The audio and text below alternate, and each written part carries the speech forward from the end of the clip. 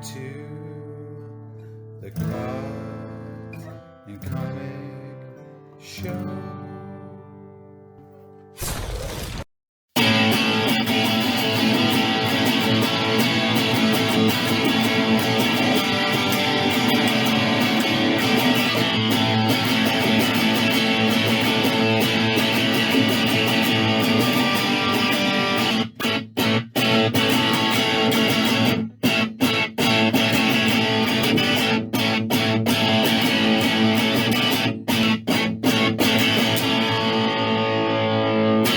Welcome back to Cards and Comics.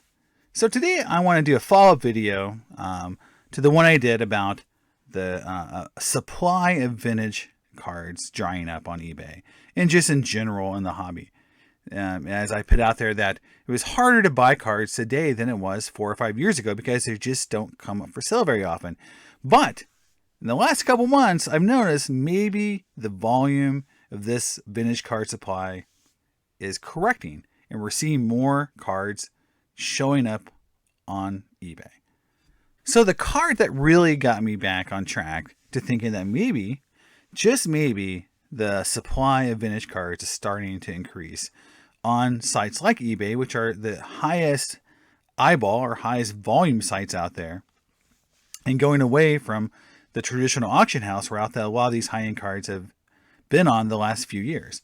Starting in 2021, really, that's really the where we saw a big exodus off eBay, right? So the sale of this card right here, this 1960 Hank Aaron, last week really threw me because this card sold right here in March for a record price of $6,300. So $6,300 is, a huge sale considering the prior sale of this card was $3,500.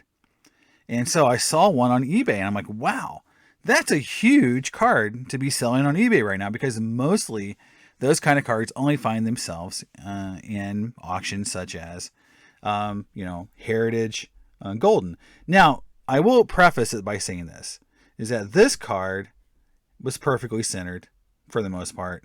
And the card that sold on eBay was not perfectly centered. In fact, it was off both ways.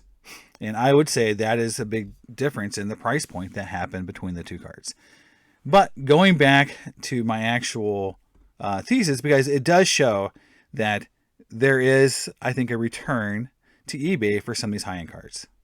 Okay, some background data on this research I did. So I was looking only at completed eBay sales from March through May.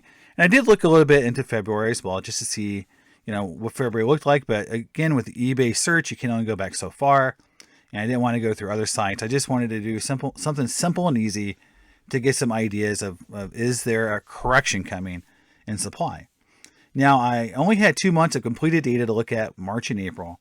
And I'm only looking at high-end vintage sales, and I'm considering that PSA 7 through 9, not SGC. So again, this 7 through 9 PSA to get an idea. I looked at 3 players only, Willie Mays, Mickey Mantle, Hank Aaron, because of their high volume in sales. And again, each player had over 100 sales during those months, so of PSA 7 through 9 cards, and I only looked at base cards. So no all-star cards, no league leader cards, only base card sales, because those cards tend to be the highest priced. And I know all-star cards have gone up in value, but still a 58 all-star card is selling much lower than a 58 base card, same grade. And I'm ignoring half grade sales because the volume is so low. And I didn't want them to kind of taint the data set. I just wanted to keep it pure and simple, easy peasy, for me to look at. So we start out with just total volume. So if you look at each player on its own, sales of their cards from PSA 7 through 9, March through May, you can see that Mickey Mantle has the least amount of sales, Mays the middle amount, and Hank Aaron the most. And this is very easy to explain because Mickey Mantle quit having cards in 69, Willie Mays quit having base cards in 73, Hank Aaron quit having base cards in 76. So we'll show in a little bit, but that tail end of the 70s production, was higher. The cards are easier to find and higher grade, and so you see more of those cards available for sale. And we'll talk about it in a minute. But you can definitely see that there are some definite, let's say, increases in sales just because the player played longer into the 70s. And if you go by sales by month, all players combined, you can see, again, this is where I looked at some Feb data. It doesn't look like, there's much of a ramp up between March and April, but there is something that I think is very key, difference between the 2 months, and I'll go into that. May shaping up to maybe be lower, but again, most sales happen on the weekend when people do these high-end auctions. And so having another weekend of data may really bump these numbers up. So again, I looked through it really to the end of last weekend. So we'll see, but maybe higher or lower. But I want to keep trending this out for a couple months to see, by June or July, is this trend holding or is it just a 1 month blip?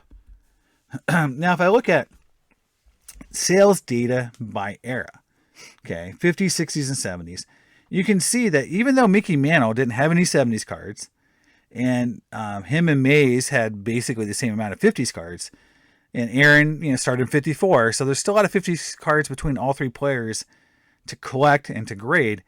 You can see that the 50s are only 12% of the total sales. So again, 50s cards are a lot harder to find and get than 60s and 70s cards. Actually, because of the data set, Mantle has no 70s cards, but they still ended up being 41% of the entire sales data.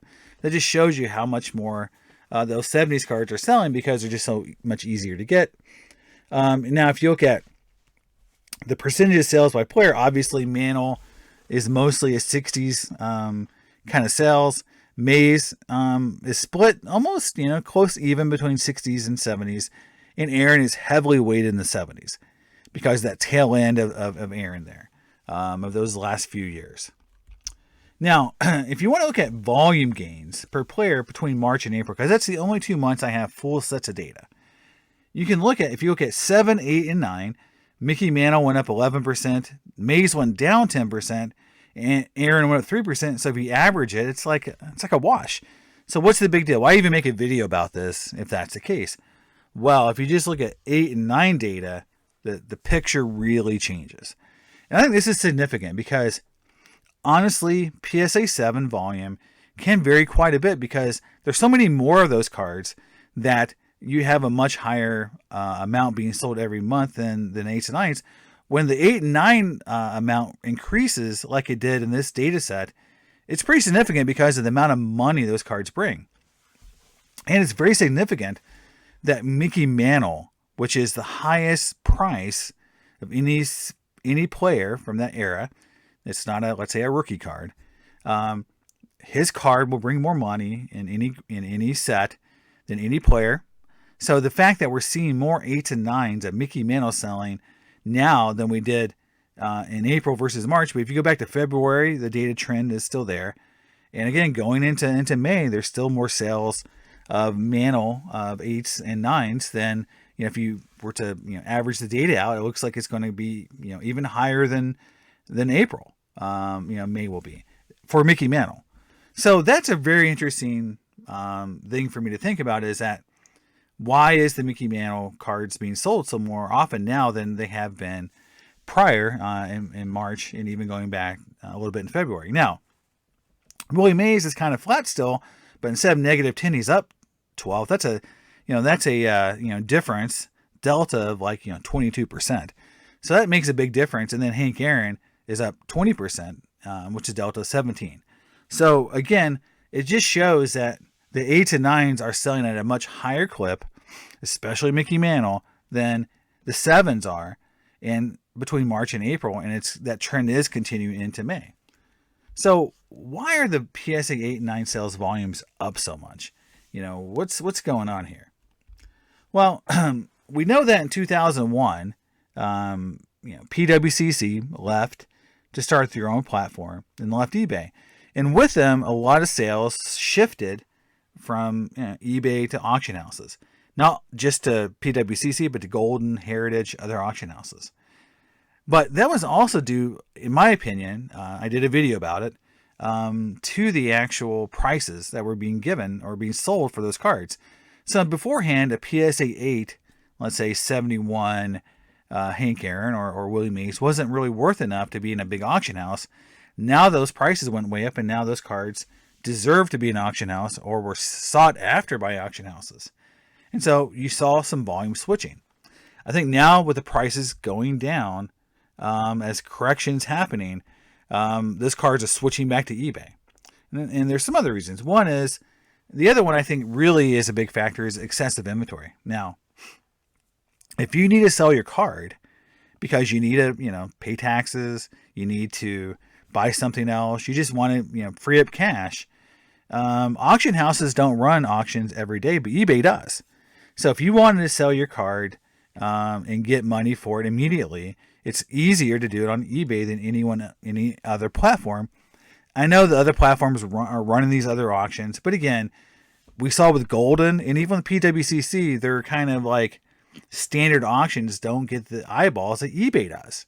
And eBay sometimes gets better pricing.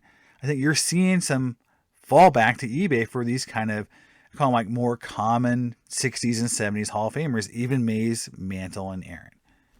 Now, if you if you sell now, selling now again will still generate very nice profits, even though pricing is going back down a little bit, guys. Most of this inventory from the people I know had purchased most of these cards pre-run up, before COVID, before the big, run up in price. So even though prices are stabilizing in some areas or going down, they still can sell these cards for a very nice profit. So I do think there is this sort of like, crossover, this kind of X-axis where people were holding, and now they felt like, okay, well now the prices aren't going to go up anymore. Everything's kind of evening out or kind of getting a little bit lower. So now is the time to sell my inventory that I've been holding on to because I was just waiting for that, to time it. And so I think there is some people out there selling because they can make good profit and they bought cards when they were still low. Now, I talk about diversified portfolio. I do think there's a lot of people out there who bought vintage just to hold and sell. And so it's a diversified, portfolio thing. It's where we want to have some assets that, are stable, and I'm going to hold them for a while, sell them, buy other stuff. And so there's a natural flow to people who do that. And I do think there is some portfolio management going on where people bought a few cards that maybe they don't care about, even though they're vintage.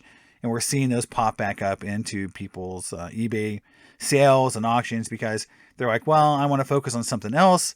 And I'll sell these 5 vintage cards I bought because I thought I needed some vintage cards in my portfolio, but I don't really care about them.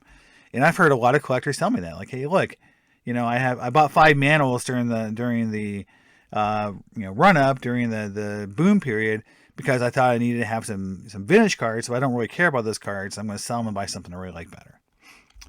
And the big thing to think about coming out of here is, my overarching message I want to get to everyone a lot is that 50s cards are still undervalued because they're just so much rarer, guys. Pop reports are so much lower. They don't sell very often. And even when inventory starts to get released back into the marketplace, 50s cards still lag. People hold on to them. You're not seeing that release of 50s cards like you're seeing 60s and 70s. So I would just say, if you're going to hold on to anything, hold on to 50s. If you're going to overpay for something, overpay for 50s. If you're going to invest in vintage, try to get 50s cards. That would be my biggest, thing to say about this video is just that as this inventory comes up for sale, you're going to see a lot of 60s and 70s cards that have high pops. And so resist the urge to kind of only buy those cards because they're more available. And, maybe try to hold out and try to get some 50s cards, even if maybe a little bit lower condition. I'm just telling you that those pop counts are so much lower and some of those cards are so much harder to get that it's worth the effort and time because that's the kind of card you want to hold on and they'll go up a lot higher in value in the future. So that's my piece, guys. Let me know what you think. Do you think that you're seeing more cards for sale today than you have in the last couple months? I know I have, and the 60 Aaron was kind of my big shocker when I saw that come up for sale. So let me know in your comments, and I'll see you next time on Cards and Comics. Bye.